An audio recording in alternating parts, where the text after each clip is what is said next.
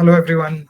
Thank you for joining. Within interest of time, for those who have joined, we'll start the webinar, and and rest of the participants can join within as in the webinar goes on. So to set the context, and first of all, thank you everyone for joining in. The agenda for the webinar today is to understand how you can fulfill your EPR requirements and be an EPR compliant with ReCircle. And this will be hosted today with our co-founder and COO, Gurashish. Uh, I'll set a quick introduction for everyone about Gurashish, and I'll hand over the stage to him for to give us the information about the compliances and how we can help you all with the compliances. Gurashish, our co-founder and CEO at ReCircle, believes in the power of circular economy towards creating a more sustainable future. Towards this, he and his co-founder Rahul Nenani, the duo, launched ReCircle in 2016 in response to one of the greatest challenges of our time, that is waste recovery. 7 years on, and ReCircle is one of the leading clean tech startup in the mission to create circular economy.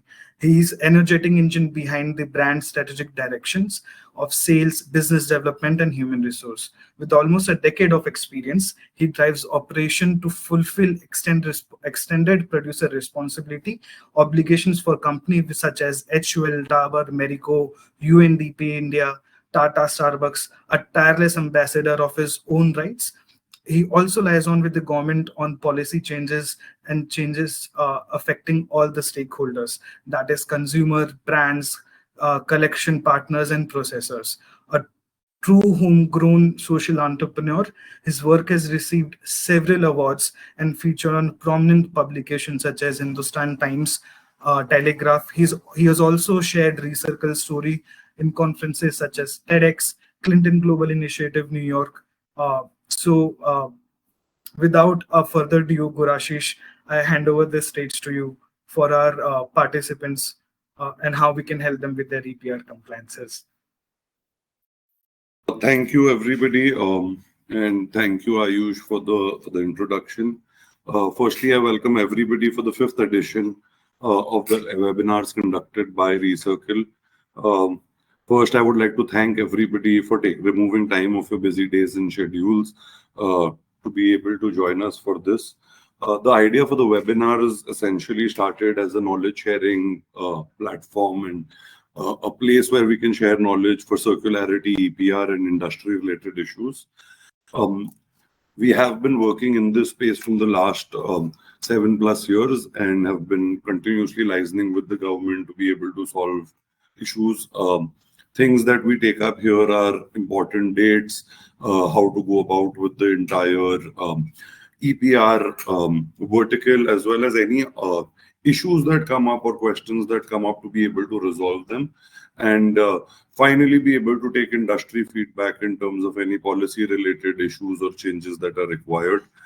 Just a disclaimer, we can only put in suggestions for any policy related policy related issues and suggestions, if any, to the right authorities and see what we can, what they can do about it. Now, without taking much of your time, let's just get into the presentation really quick.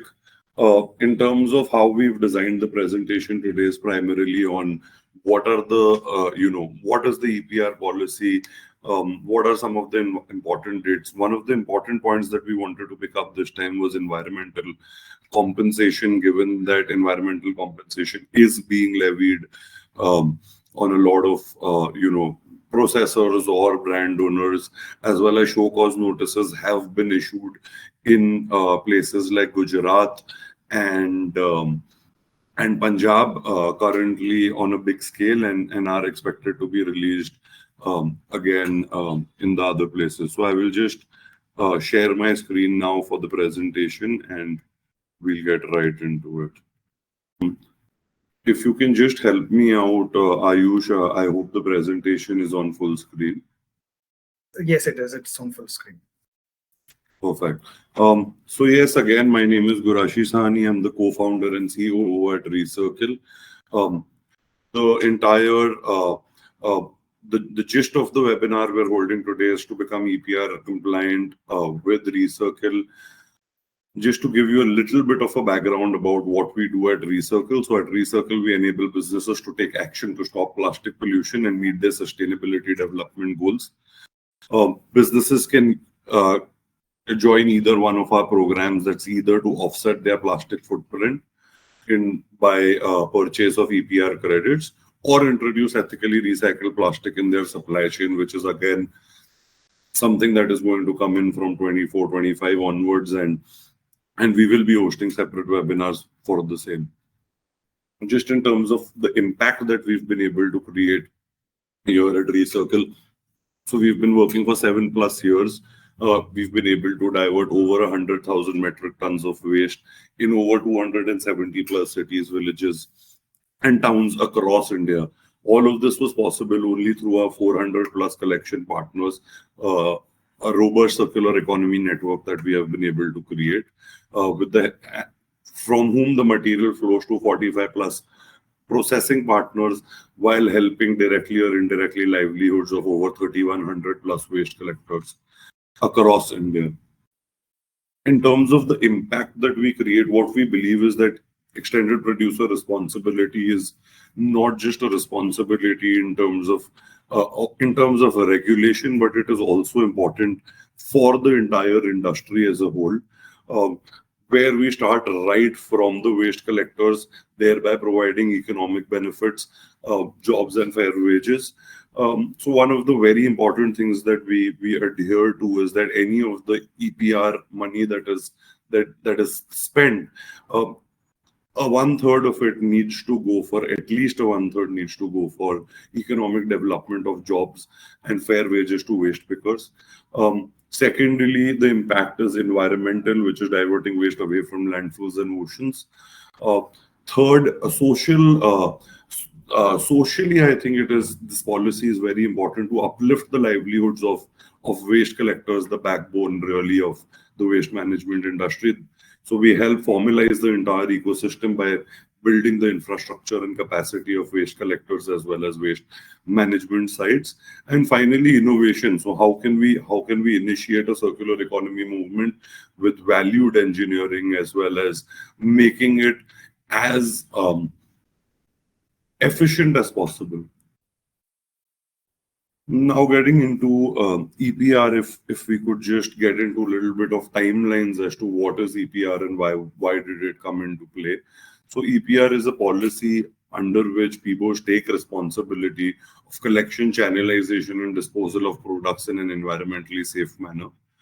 The policy, as we all know, has come in during was the first policy was called PWN, that's Plastic Waste Management Rules of 2016. The policy has been, in terms of the policy, the drafting has been done by Ministry of Environment, Forest and Climate Change, and implementation is in the hands of the Central Pollution Control Board, and then Central Pollution Control Board further sending it across to state pollution control boards.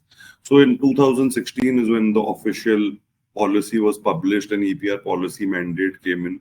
March of 2018 is where we saw the first major amendment coming in terms of rules coming in terms of marking labels, etc. Definition of what energy recovered from plastic waste is. Then we saw during the period of March 21, August 21 and September 21, the second, third and fourth amendment coming in. So prohibition was specified for what single-use plastic from 1st June 2022 would be. Marking, labeling and thickness is specified. February 2022 and July 22 saw the 5th and the 6th amendment coming in, where the final EPR guidelines were published for implementation on 10th of February 2022. CPCB introduced in July of 2022 a nationwide portal and SOPs for implementation of this. Again, we saw in April of 23 and October of 23, we saw the 7th and 8th amendment coming in, where marking and labeling on rigid plastics packaging was exempted. EPR annual return filing was moved there was moved to 30th November 2023 in order to allow time for people to be able to and companies to be able to fulfill their annual return filing obligations. Renewal requirements were removed, obligations were added on manufacturers and importers. So overall, if we see, I mean, we've been following the policy from 2016. The Ministry of Environment, Forest and Climate Change, as well as Central Pollution Control Board, has been very, very quick and very, very adaptive in terms of, releasing amendments as and when it was required for the industry overall. Now, in terms of the obligated entities, who's supposed to register, what is the obligation, what is the responsibility? We first start with producers. Producers means people or persons engaged in manufacturing of plastic packaging. Whether registration obligation is required here, it's yes. Is EPR obligation required? Yes, but as we know in the latest amendments, micro and small producers have been exempted. However, registration for them is mandatory, and the bigger brands, brand owners from where we are buying the material will need to do the obligation. Also, responsibility is to fulfill EPR obligations and ensure other compliances. Now, coming down to importer. Importer means a person who imports for the purpose of further sale plastic packaging or commodities with plastic packaging, or carry bags or plastic packaging or plastic sheets, or like and plastic raw material included in the form of resins and pellets. Here again, registration obligation is compulsory, EPR obligation is both compulsory. Now coming to manufacturer and importer of plastic raw material. This would be anybody who manufactures and imports plastic raw material. Here again, EPR obligation and registration is compulsory. In terms of manufacturer of compostable and biodegradable commodities, this was again something that came in one of the amendments, where all manufacturers of compostable and biodegradable commodities in sub rule 4HA made that is any items made from compostable plastics and biodegradable plastics have also been included to fulfill EPR obligation and ensure other compliances, and that's where again registration as well as EPR obligation becomes compulsory. Now coming to brand owners would include the important part being online platforms and marketplaces, as well as supermarkets and retail chains, other than those which are in micro and small enterprises as per the criteria of the Ministry of Micro, Small and Medium Enterprises, Government of India. So anybody except who is registered with the MSME board by Government of India is required to do it. In terms of EPR obligations, everybody except micro and small brand owners are required to do it, as well as registration as well as EPR obligations are required. However, fulfillment can be done does not need to be done by micro and small business owners. In terms of plastic waste processors, all plastic waste processors are obligated to register. However, EPR obligation will not be is not an obligation on them. PCBs are not to grant registrations without a valid consent to operate. And finally, seller, not mentioned in Schedule 2, is a person who sells plastic raw material or intermediate materials for plastic packaging for further use or sale. So here, registration obligation is compulsory. However, EPR obligation is not. However, a mandatory one-time registration on the EPR portal developed by the Central Pollution Control Board will be mandatory. Now coming to the important topic, that is guidelines in terms of environmental compensation assessment for violation of plastic waste management rules. I mean, the sole reason we are hosting this is for knowledge sharing, so that environmental compensations are not levied and there is enough and more information about what is to be done to all the people who are joining here. We've divided it into three, main subheads. What is the compliance? What would be the violation? And what is the environmental compensation? So Firstly, for non-registration, eligible. So the violation here is eligible producers, importers, brand owners must apply to the State Pollution Control Board or the certain or the Pollution Control Committee of the Union Territory for registration of renewal using Form 3. Not doing this would lead to environmental compensations, first of closure of unit, and the second of environmental compensation to be levied at 2,500 per ton of plastic raw material manufactured from the date of inception of the unit or date of notification of PWM rules, which is March 18, 2016. Whichever is later, EC is to be levied at rupees 5,000 per metric ton for the second violation. So the first violation is charged at 2,500 per metric ton, second at 5,000 per metric ton, and the third violation at 10,000 per metric ton and thereafter. This penalty will be levied as per Section 15(1) of EPA 1986. One important thing to note here is environmental compensation will not rid the producer, importer, or brand owner from the obligation. However, will be an additional charge to the obligation that is there. Next thing coming to is a non-fulfillment of EPR targets. So for any environmental compensation to be levied or imposed on producers, importers, and brand owners who fail to meet the extended producer responsibility targets following the polluter pay principle will again be environmental compensation to be levied at 5,000 per ton in the first year, 10,000 per ton, for 5,000 per ton as part of first violation, 10,000 per ton as part of second violation, and 20,000 per ton as 30 violation. Environmental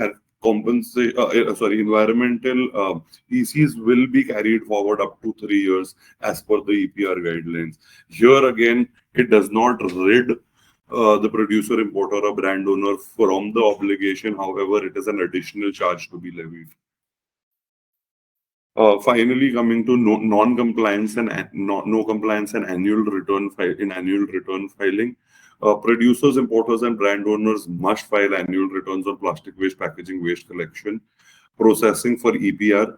This should be done with the Central Pollution Control Board or respective State Pollution Control Board in case operating in less than 2 states, using the prescribed form by June 30th of the following financial year. Plastic waste processors should submit annual returns by April 30th of the next financial year, categorizing the quantity of processed plastic waste as per the prescribed form on the Central Pollution Control Board portal. EC here again is in case it has not been filed, notice will be issued for 5 days. In case there is, so this would be the free period. In case within 5 days it is not filed, there would be a levy of 5,000 rupees for the next 5 days. Then 10,000 rupees for the second time default and 30,000 for the third time. Similarly, it increases from 10,000 for next 10 days to 20,000 to the next 10 days to 40,000 for the next 10 days. Therefore, after which the annual return will be auto-filed and on the EPR portal, and environmental compensation will start to get levied. So if any notice or any issue, if any notice will be issued for 5 days, thereafter 5,000 rupees, 10,000 rupees, 20,000 rupees, and thereon will be the fine. So what we see basically is that the fines are pretty hefty in terms of non-compliance. And for the same, I think is where ReCircle can come in the picture and help. Like we've been helping some of our marquee clients such as Hindustan Unilever, Dabur, Marico, Mondelez, Nestle, Honey Twigs, Bhagyalakshmi Dairy Farms, to name a few. So also what I would like to get into is climate one. We have been seeing in the recent past where a lot of environmental compensations have been levied on either brand owners or plastic waste processors for fraudulent activities that have been conducted. Something that becomes very important, I would say, in a self-declaration sort of a format such as what has been implemented in extended producer responsibility, is that there is clear visibility in terms of the transactions that happen, so that no fraudulent activities are conducted and no further ECs are are put in place for producers, importers, brand owners who are even doing the extended producer responsibility activity. For the same, we've developed Clima One. Clima One is an application that helps us connect all the different stakeholders, whether it is collection partners, processors, and businesses.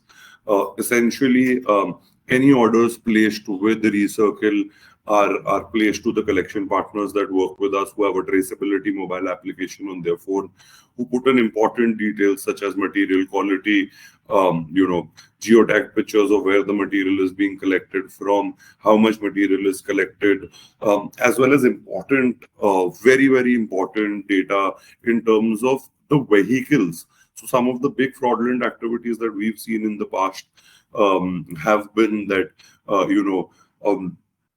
two-wheelers are being used to transport 20 tons of material, which again becomes one of the responsibilities of the businesses to be able to check. So Clima One allows all of this data to be filled in by collection partners.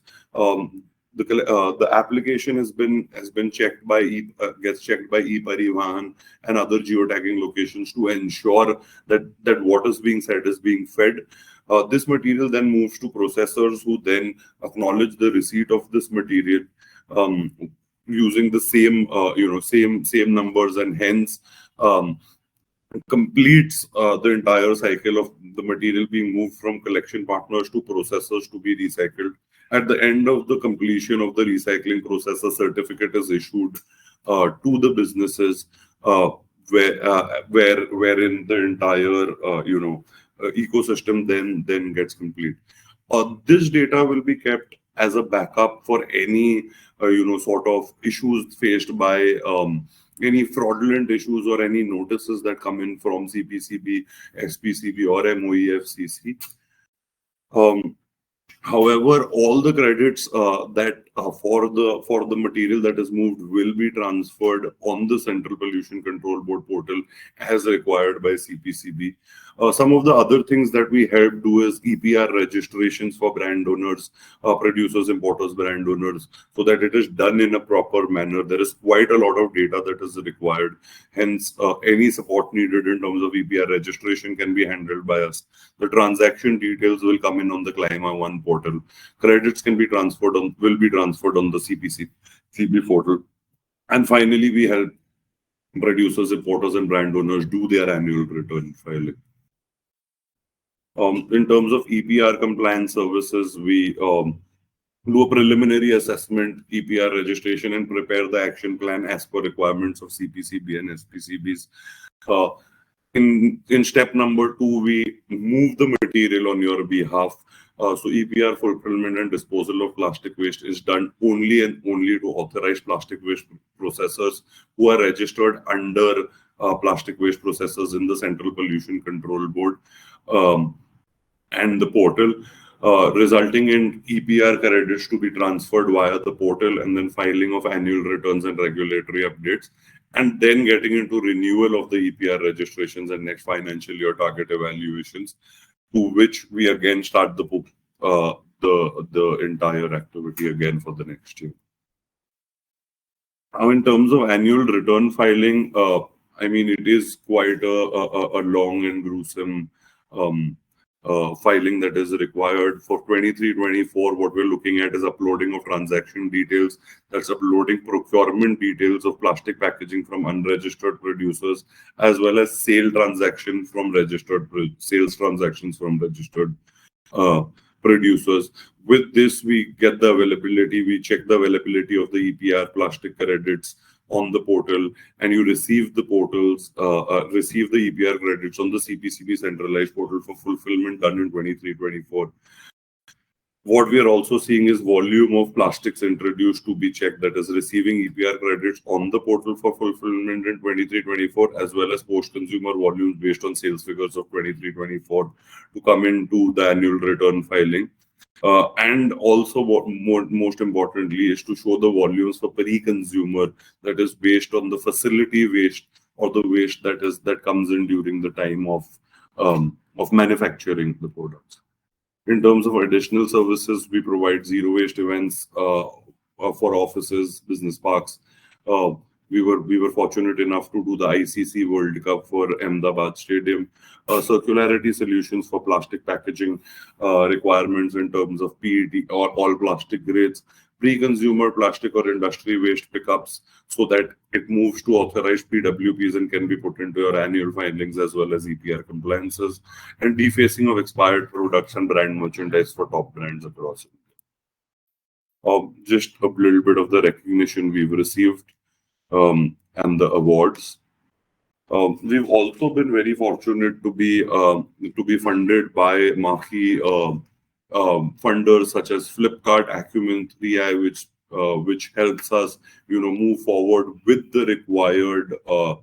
um, uh, with the required checks and balances in place. We've also been fortunate enough to receive grant funding from GSMA and UKAID, United Nations Development Programme, and Hindustan Unilever, Alliance to End Plastic Waste, and the Incubation Network, as well as we're accredited to international plastic bodies such as Plastic Credit Exchange, Ocean-Bound Plastics for neutrality, as well as Ocean-Bound Plastics for collection. With that, I get to the end of my presentation and would be happy to take any questions if any. Thank you, Gurashish, for taking us through the valuable, insightful journey of ReCircle and how we can help our audience with their compliances. I would request audience to either put in their questions in the comment box or raise their hands, and we'll help them unmute and they can ask the question directly with our host, Gurashish.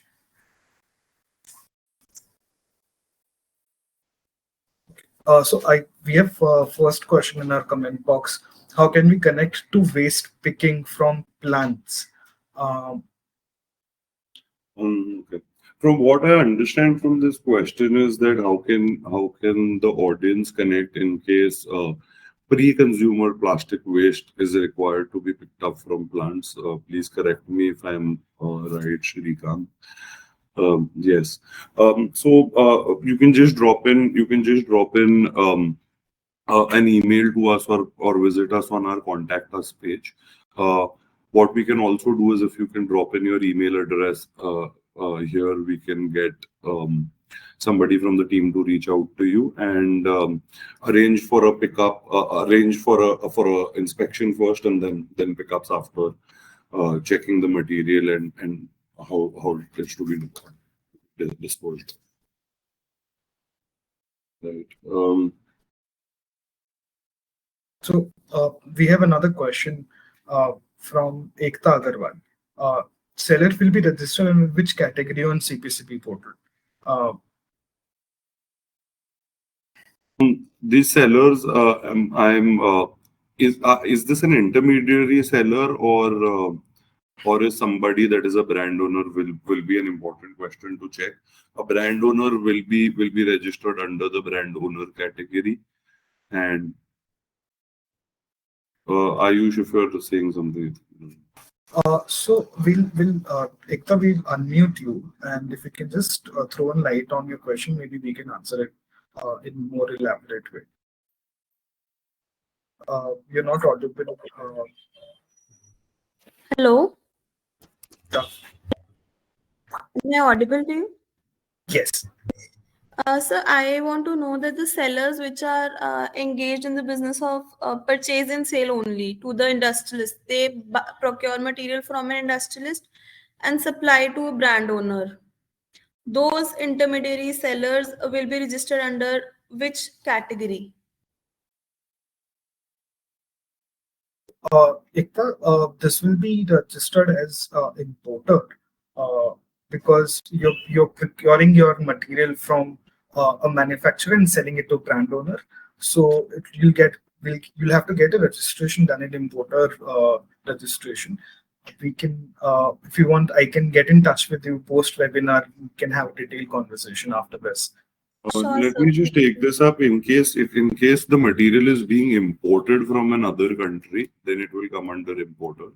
If it is not being done, then it will come under manufacturer. We'll also need to see how are you all selling it, whether it is being sold under your own brand name or how it is being sold, for us to be able to give you the exact thing. But if it is being imported, then it will come under importer category. If it is being white labeled and sold under your own brand name, it will come under brand owner category. And if it is just being procured and sold, it will come under manufacturer category. And if it is being procured from a authorized sales, from a registered producer and being sold to a registered brand owner, then the registration will need to be done, and data will need to show that it is coming from a registered. The data will need to tally as per ledger in the producer, manufacturer, as well as the brand portal. So that is something that we can help you do. No worries. Okay, sir. Thank you. Thank you, Ekta. So the next question is, what is the time frame for getting producer license once applied? So should you be able to take this question? Sure. So Uday, basically, once the data is uploaded from to the portal, it usually takes from 1 week to a month's time, depending upon how CPCB earliest can issue the certificate. I think we have another question. EPR is mandatory for telecommunication cables. Which type of data is required for you for filing annual returns? We'll have to TP Srivastava, we'll have to see what is the sort of material. Telecommunication cables, in case just in terms of the cables, I do not think it will be required, but for the packaging that comes on top of the cables, it will be required. Also, what we will need to see is whether you are a manufacturer, importer, producer, or brand owner, and accordingly be able to take the call. The next question we have is from an anonymous attendee. It's, do you collect home waste for society in Malad? And you can give impact number. We are 500 people housing society. Yes, you can definitely get in touch with the team. We conduct regular drives across Mumbai, which are done on a monthly basis. If you can connect with the team on contact on the contact us page, we'll be able to do that, and the right team will get in touch with you. So in case if we have any other question, please feel free to raise your hands and we'll be happy to answer these questions for you. Okay, so we have another question in the chat box by Mr. Uday again. Is EPR registration required the producer who import the machine which has an inbuilt batteries? So currently we were talking about plastic waste management rules. This would come into e-waste and battery rules. So if you could, Uday, if you could just drop in your email address, we'll get back to you with the exact details on this.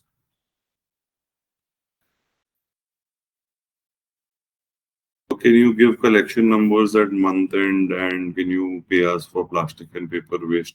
I think this is coming from the same question from the Malad Housing Society. We will put you in touch with the right team. We can definitely give you the collection numbers. However, we do not pay for the plastic and paper waste that gets collected. Ayush, if there are no other questions, I think we can move ahead with closing of the webinar. And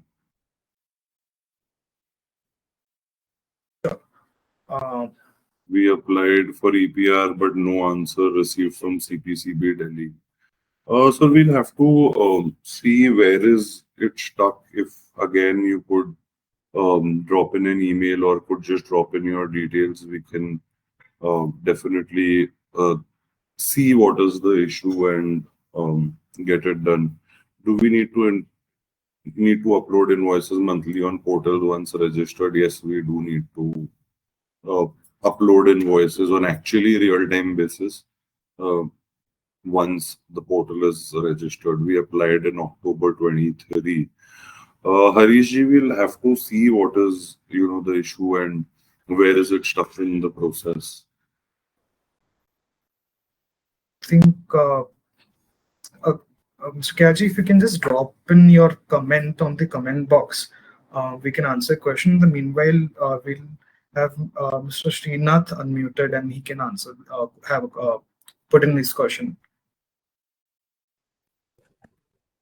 Yeah, we are the brand owner and we get our products manufactured at our third-party sites, and the packing material is procured by the third party itself. We don't procure packing material. Not imported in India. And it is not imported also. It is procured locally. So in this case, should we have any EPR liability for us also, or it will be with the third party who is manufacturing for us? Srikanth, the product is under your brand name, right, of your company? Yeah. Yeah, the brand. So you are liable under brand owners. However, But, see the portal sorry. works in a way where it is joining everybody up, right? So as a brand owner, you will need to register.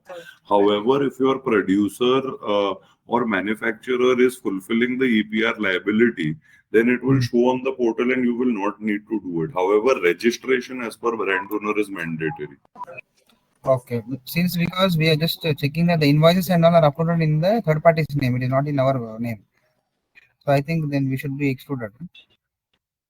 No, again, are you selling under your brand name or under No, a third brand name party is brand ours. name? We are selling in our brand name. So if you are selling in your brand name, you do become a brand owner. Yeah. So you have to take registration under brand owner, Srikanth. We have already taken the registration, but Right. only And some of the products we get manufactured at third party where the packing material is procured by them. So for that quality, at least we will be exempted. Are they registered? Yeah, they are registered. And are they fulfilling the EPR obligation on your behalf? No, as of now, no, because the invoices earlier were done in our name. Now it is from this year onwards, it is being done from the third party side. No, so either one of you will need to do it. So that is something that you all will have to come down to whether they do it or you do it, and they will have to issue the credit in your name. So we can take this one offline as well. Okay.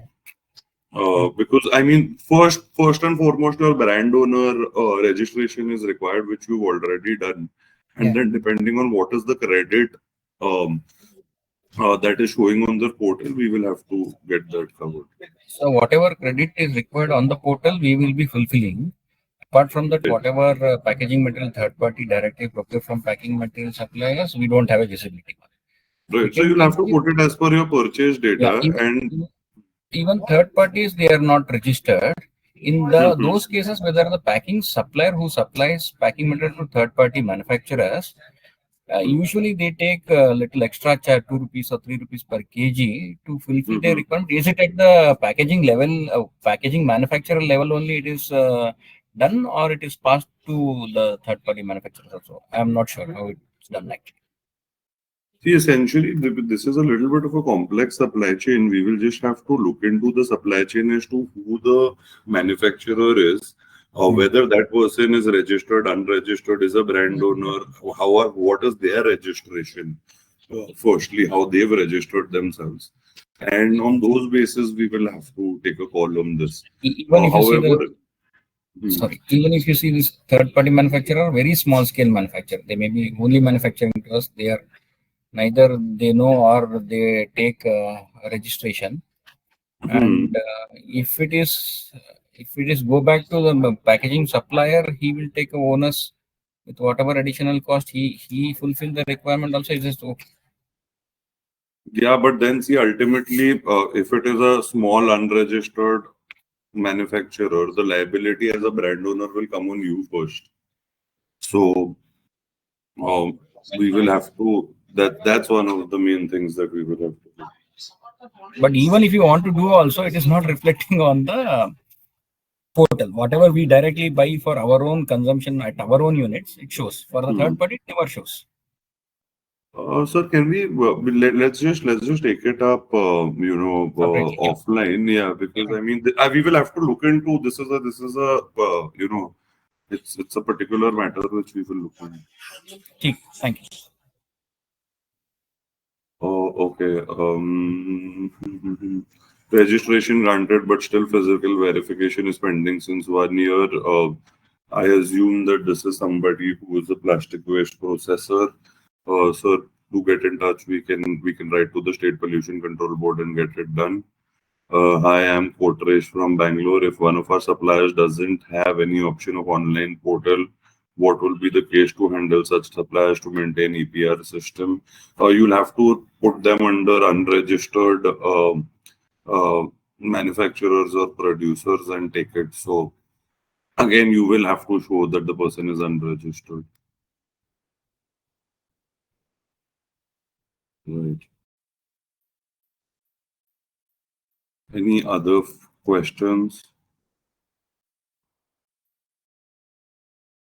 I think there are no questions, and if there are any questions, we'll be happy to get in touch with all of you and answer your queries and see how we can work together.